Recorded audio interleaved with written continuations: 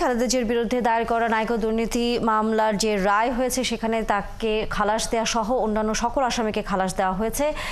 সে বিষয়ে এই মুহূর্তে কথা বলছেন আইনজীবী কায়সার কামাল। আমরা সরাসরি সেখানে যুক্ত হচ্ছি।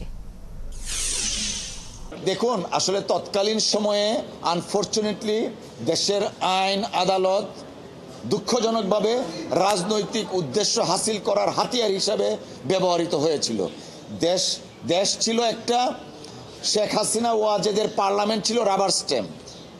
ঠিক আদালতকেও ডিকটেট করে বেগম খালেদা জিয়াকে যেন রাজনৈতিকভাবে হয়রানি করা যায় এবং বিএনপির নামে যেন কালিমা লেপন করা যায়, তার জন্য শেখ হাসিনা ওয়াজেদ আদালতকে ব্যবহার করতেন এবং দুর্নীতি দমন কমিশনকে ব্যবহার করতেন।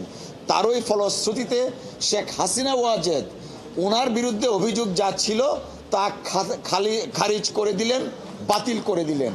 কিন্তু দেশনেত্রী বেগম খালেদা জিয়া শেখ হাসিনার সময় যে কন্ট্রাক্টটা হয়েছিল সেই কন্ট্রাক্টটা শুধু পারফর্ম করছিলেন।